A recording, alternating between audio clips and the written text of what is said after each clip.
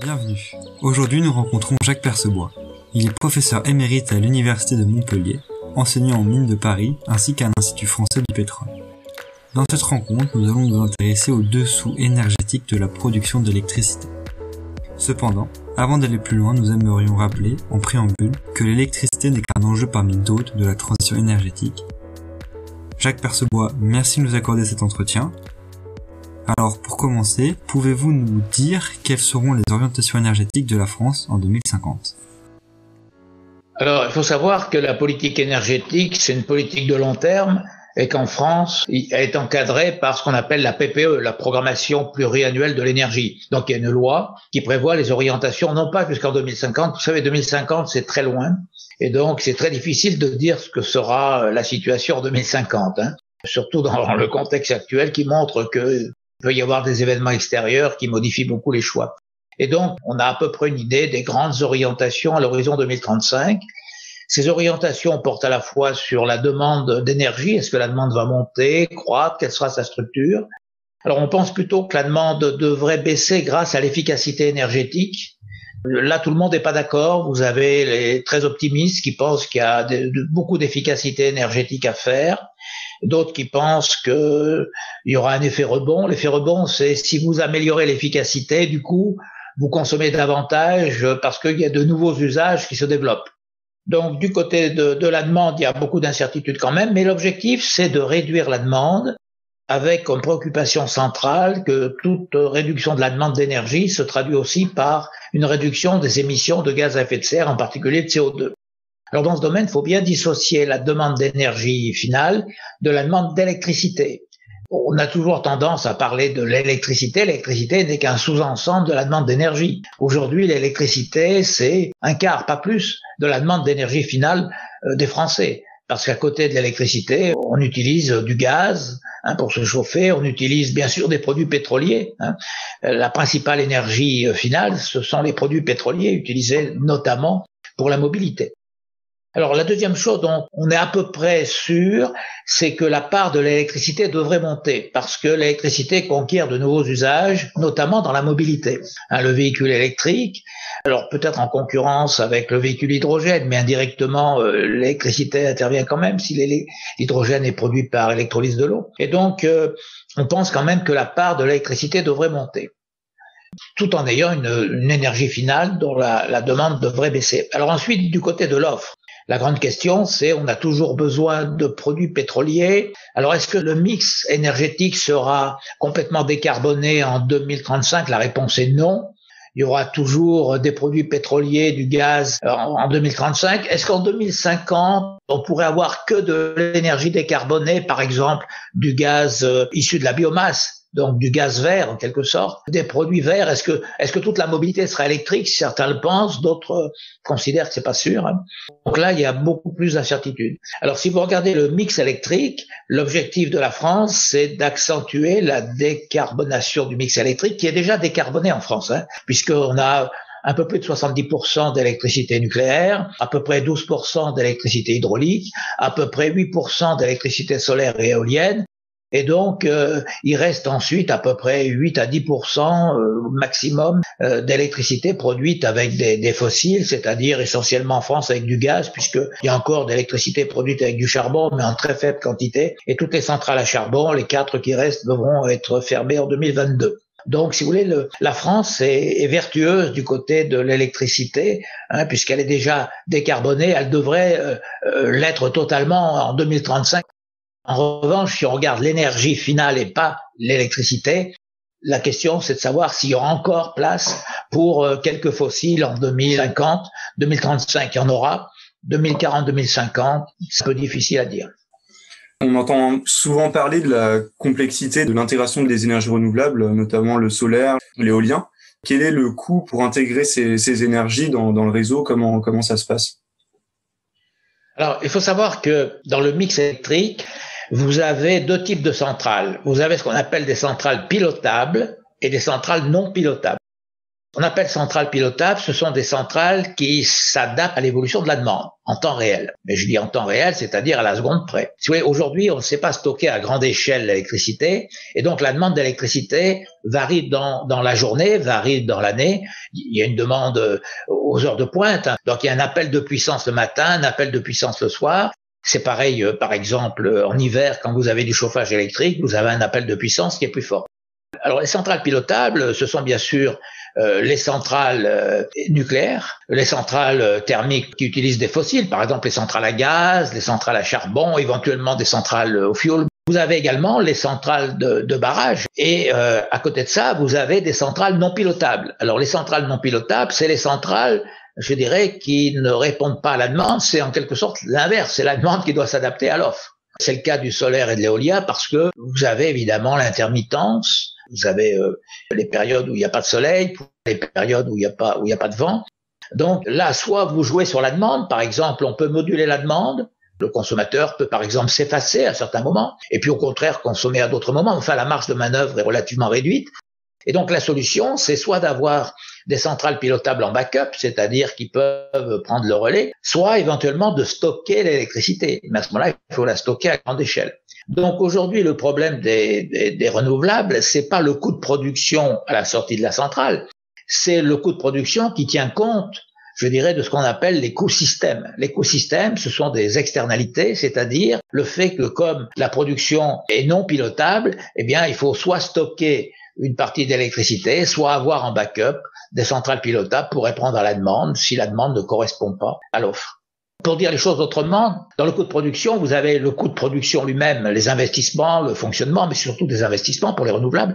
Mais si on veut aller jusqu'au bout du coût des renouvelables, il faut, je dirais, tenir compte aussi du coût lié au caractère non pilotable. C'est ce qu'on appelle un coût de système. Et justement, dans des articles que vous avez écrits, vous proposez d'inclure dans les coûts marginaux de production le coût système des énergies renouvelables, parce qu'actuellement, le principe du merit order les favorise. Oui, alors, mais il faut bien comprendre une chose qui est pas évidente, c'est qu'il y a deux notions de coût. Vous avez la notion de coût moyen et la notion de coût marginal. Le coût moyen, c'est le coût par kilowattheure qui intègre à la fois les coûts fixes et les coûts variables. Les coûts fixes, c'est essentiellement l'investissement. Le coût marginal, c'est essentiellement un coût variable, c'est-à-dire largement le coût en combustible. Alors, quand on choisit un investissement, c'est-à-dire si je veux savoir si je dois faire une centrale nucléaire, une centrale à gaz ou une centrale solaire, je regarde les coûts moyens. Alors en fait, on regarde les coûts moyens actualisés et on prend en principe l'investissement qui coûte le moins cher. Mais une fois qu'on a construit le parc, on appelle les centrales en fonction des coûts marginaux, c'est-à-dire en fonction des coûts de fonctionnement. On va commencer, ce qui est logique sur le plan économique, à appeler sur le réseau les centrales qui coûtent le moins cher à faire fonctionner. Alors, quelles sont les centrales qui coûtent le moins cher? Eh bien, une fois que vous l'avez construit, un barrage sur le Rhône, ça, c'est ce qui coûte le moins cher, parce que l'eau arrive, ça coûte rien. Si vous ne turbinez pas quand l'eau arrive, l'eau, elle va dans la Méditerranée, c'est perdu. De même, quand il y a du soleil ou quand il y a du vent, le coût marginal de l'éolien ou du solaire, il est nul. Alors ensuite, on appelle le nucléaire, parce que le coût variable du nucléaire est faible. Ce qui coûte cher dans une centrale nucléaire, c'est l'investissement. C'est le coût de construction de la centrale. Alors, il y a du combustible. C'est pas négligeable, mais c'est relativement faible, si vous voulez. À titre d'exemple, si vous prenez un mégawattheure nucléaire qui coûte 50 €, le coût variable, c'est de l'ordre de 7 €. Donc, on appelle les centrales nucléaires, puis après, on appelle les centrales qui fonctionnent avec du gaz, et ensuite les centrales qui fonctionnent avec du charbon. Alors, pour les centrales à gaz et les centrales à charbon, dans le coût variable, c'est-à-dire dans le coût marginal, on intègre le prix du carbone, le prix du CO2, puisqu'il existe un marché du CO2. Pour le nucléaire, normalement, il faudrait y ajouter, en effet, par kilowattheure, le coût de gestion peut-être des déchets. En revanche, pour les centrales solaires et éoliennes, on n'intègre pas l'écosystème, c'est-à-dire que on ne tient pas compte du fait qu'à certains moments, elles ne sont pas disponibles, que ça oblige à des contraintes. C'est la raison pour laquelle on trouve d'ailleurs un peu cette approche dans des travaux récents de l'Agence internationale de l'énergie ou de la Banque mondiale. L'idée, c'est qu'il faudrait introduire ce qu'on appelle des coûts systèmes, des formes d'externalité, c'est-à-dire des coûts de stockage. Alors là, ça devient compliqué parce qu'il faut pouvoir calculer le coût de stockage. Moi, il se trouve que j'ai écrit des papiers avec notamment un collègue du CEA là-dessus. Et donc, ce qu'on propose, c'est en effet dans le coût marginal, dans le mérite order, ce qu'on appelle le mérite order, c'est-à-dire l'appel en fonction des coûts marginaux croissants. Il faudrait tenir compte des externalités, c'est-à-dire le coût de stockage pour les renouvelables, stockage et déstockage. Alors nous, on l'a estimé, suivant les scénarios, on était arrivé à entre 40 et 100 euros par mégawattheure, ce qui n'est pas négligeable. Donc à ce moment-là, le mérite order peut être modifié, c'est-à-dire au lieu d'avoir hydraulique au fil de l'eau, solaire, éolien, nucléaire, vous pouvez avoir hydraulique au fil de l'eau, nucléaire, solaire, éolien. Et ensuite, le thermique. Alors le thermique, il arrive toujours après en général parce que les prix du carbone ont tendance à monter. Donc l'électricité faite avec des fossiles sera de plus en plus pénalisée. Peut-être une question sur les énergies renouvelables. Il y a pas longtemps, Guillaume Pitron a publié un documentaire sur Arte où il mettait en avant l'énorme quantité d'énergie grise nécessaire pour fabriquer des éoliennes et des panneaux solaires. La question qu'on aimerait vous poser, c'est est-ce que vous avez une idée du taux de retour énergétique de ces installations, donc des éoliennes et des panneaux solaires, en y incorporant le système de stockage de l'énergie? Alors, les chiffres sont toujours, je dirais, soumis à discussion. Quand on parle des émissions de gaz à effet de serre, notamment des émissions de CO2 ou d'autres gaz, il y a deux façons de compter. La première façon, la plus simple, c'est de regarder ce qu'on émet sur le territoire national. Donc, il est certain que le nucléaire, le solaire, l'éolien n'émettent quasiment pas de CO2. Par contre, il y a une autre façon de compter, c'est ce qu'on appelle l'analyse du cycle de vie, c'est-à-dire de compter les émissions de CO2 qui sont associées, je dirais, à la production des matériaux qui vont être utilisés. Alors, il est certain que si vous apportez des cellules photovoltaïques fabriquées en Chine et que pour les fabriquer, on utilise de l'électricité faite avec du charbon, vous avez émis du CO2 en Chine. Si vous les transportez par bateau ou d'autres façons, vous émettez également du CO2 avec les moyens de transport. Donc, normalement, si on veut aller jusqu'au bout, il faudrait comptabiliser le CO2 inclus dans les matériaux, dans les minerais, dans les investissements. On ne le fait pas seulement par négligence, c'est parce que c'est très difficile de comptabiliser. Si vous voulez, on a une comptabilité nationale, mais c'est très difficile de savoir quel est le contenu carbone des cellules photovoltaïques fabriquées en Chine parce qu'on n'a pas l'information. Donc, en général, par simplicité, par commodité, on comptabilise les émissions directes. Mais c'est vrai que si on prend le cycle de vie qu'on tient compte des coûts indirects, des externalités liées à la production de minerais ou de matériaux nécessaires à ces énergies, quelles qu'elles soient d'ailleurs, c'est vrai pour les renouvelables, ça peut être vrai pour le nucléaire, ça peut être vrai pour les autres énergies. Il faut comptabiliser, je dirais, de la naissance à la mort, quelque sorte du berceau à la tombe, comme on dit, il faudrait comptabiliser tout le CO2 émis. Et alors là, c'est relativement difficile. Il n'y a pas toujours la volonté pour le faire, mais c'est souvent un problème difficile pour des raisons statistiques.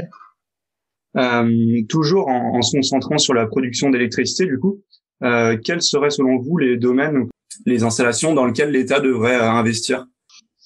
Alors, faut savoir qu'en général, c'est pas l'État qui investit directement, ce sont les entreprises. Alors, elles peuvent être publiques, ce qui est le cas en France, c'est EDF qui investit dans le nucléaire.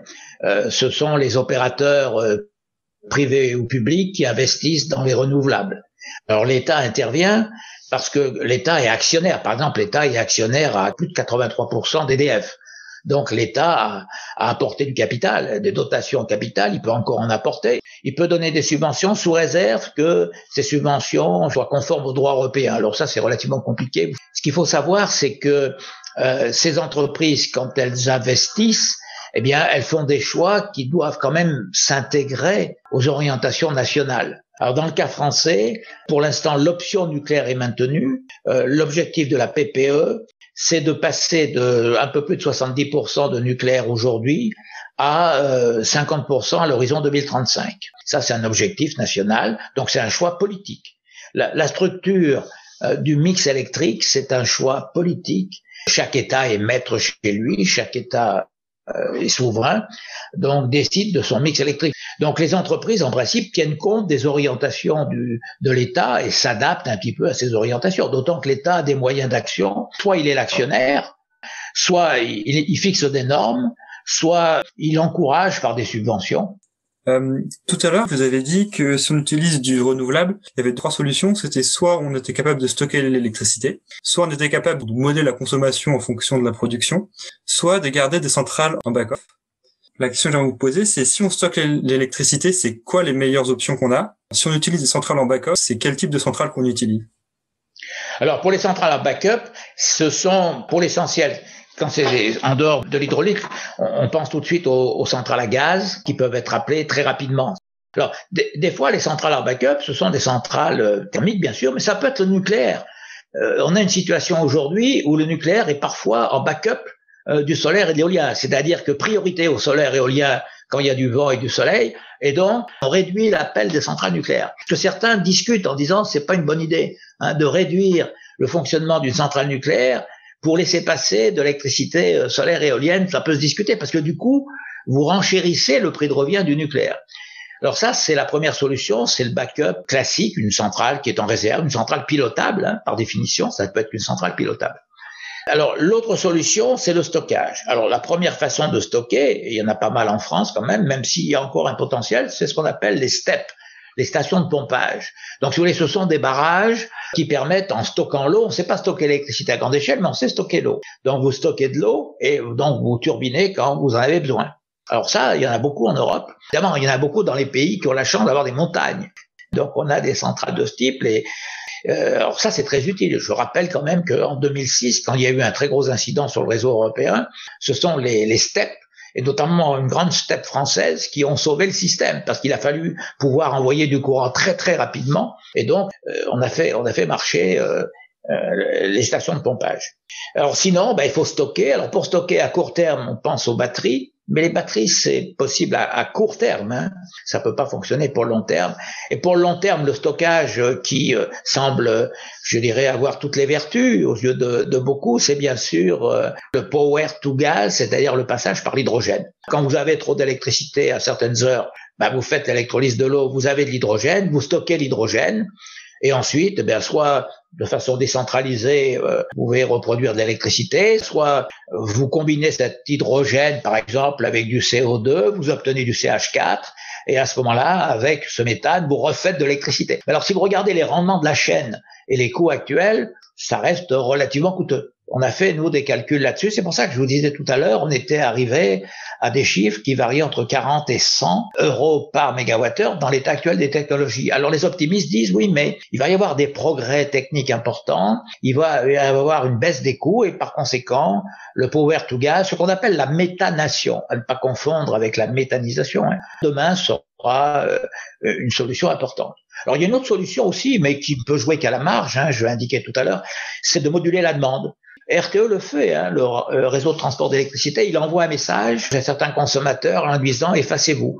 EDF, depuis longtemps, a des contrats d'effacement avec les industriels. Alors qu'évidemment, c'est intéressant d'effacer des gros industriels. Si vous n'avez pas effacé une grand-mère qui regarde la télévision à Carpentras, ça va pas vous rendre un grand service. Alors vous me direz, si vous avez 2 millions, ça peut vous aider, mais enfin, c'est plus simple d'avoir des gros industriels. Donc EDF a passé des contrats d'effacement depuis longtemps. C'est le tarif EJP, effacement jour de pointe, qui permet, si vous voulez, d'écrêter un peu la pointe. Parce que souvent, la pointe, il faut la passer. Des fois, c'est 1 gigawatt, pas plus, ou 2 gigawatts.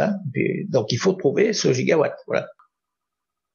Vous avez parlé des centrales nucléaires qui pouvaient servir de backup, mais ça, c'est possible que dans une certaine mesure. On ne peut pas passer de 20% à 100% de la puissance d'une centrale nucléaire. Donc, à quel point le développement des énergies renouvelables, ça met en danger le nucléaire? Je veux dire, s'il y a 70% de l'électricité qui est produite à partir de renouvelables, à quel point on peut utiliser ce nucléaire en backup?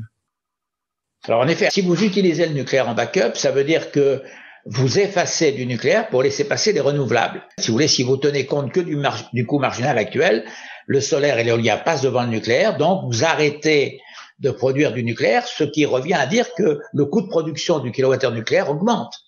Donc, je dirais à petite échelle, vous pouvez le faire, vous perdez un peu. Mais évidemment que à grande échelle, ce serait absurde. Ce qui veut dire concrètement, vous voyez le problème de deux façons. Soit vous dites, il y a un seuil maximal à pas dépasser pour les renouvelables, sinon ça met en péril le nucléaire. Ou alors vous dites, j'arrête le nucléaire et en backup des renouvelables, je mets du thermique.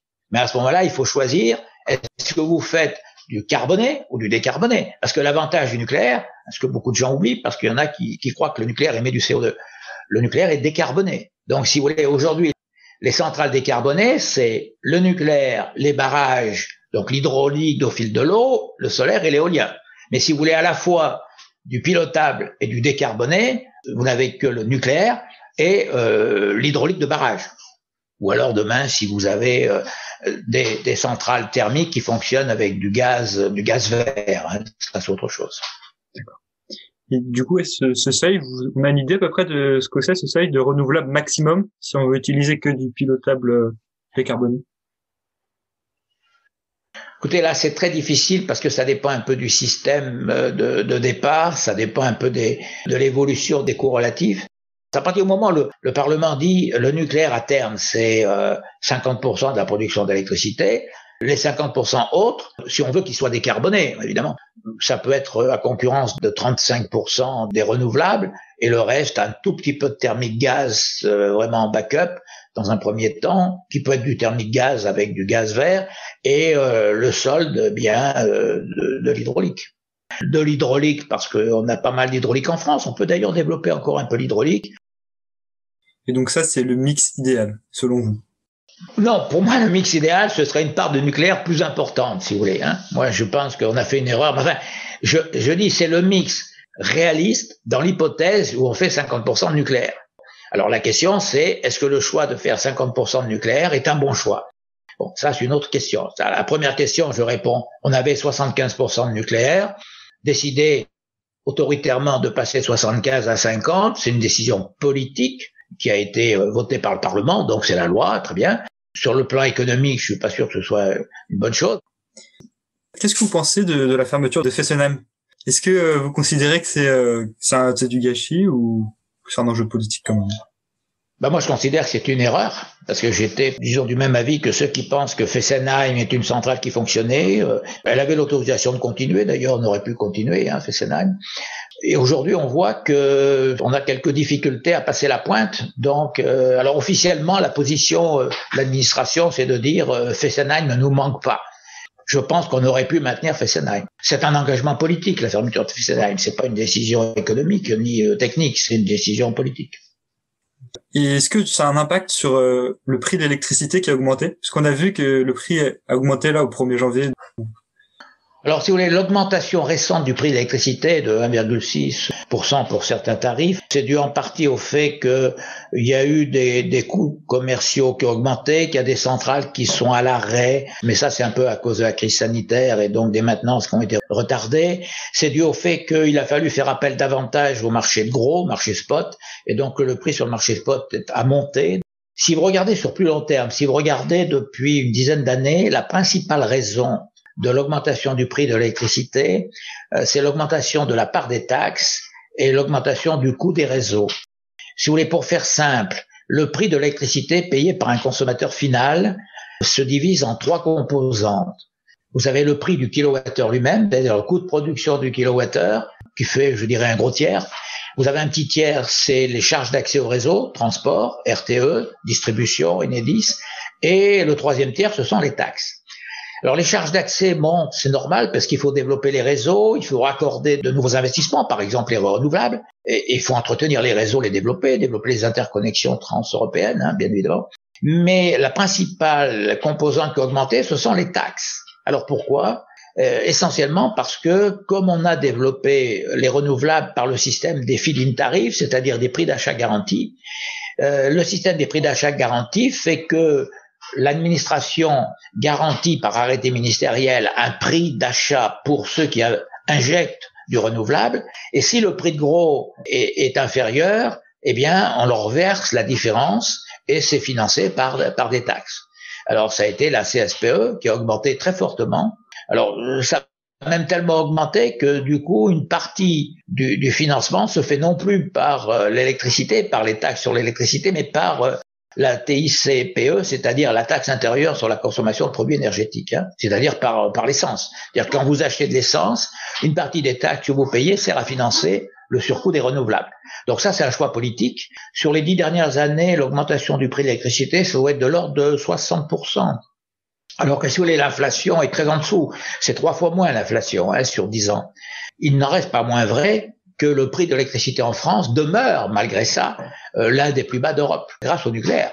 Parce que la France a fait le choix nucléaire et que le choix nucléaire permet, puisque le nucléaire actuel est en partie amorti, largement amorti même, de bénéficier d'un prix relativement bas. Il ne faut pas se faire d'illusions, si vous voulez. Le prix de l'électricité, il ne va pas chuter, hein. Il ne peut qu'augmenter parce qu'il faut construire de nouveaux réacteurs, il faut entretenir les réseaux. L'électricité gratuite, ça n'existe pas et ça n'existera pas, hein. On sait qu'il y a Leigh qui a dit qu'en gros, les réserves d'uranium, c'était environ 70 ans. Du coup, on fait quoi après dans 70 ans quand il n'y a plus d'uranium? Alors vous savez, les notions de réserve, c'est une notion très relative. En 1973, au moment des chocs pétroliers, on disait on a 30 ans de pétrole. Vous voyez, en 2000, il n'y aura plus de pétrole. Bon, aujourd'hui, on a 50 ans de pétrole devant nous. Pourquoi? Parce qu'il faut tenir compte du progrès technique. C'est-à-dire qu'en fait, on a trouvé du pétrole. Le prix du pétrole a monté. Du coup, on a fait de la recherche. On en a trouvé, y compris grâce au progrès technique dans des endroits où on n'y pensait pas. Aujourd'hui, on trouve du pétrole partout en Afrique.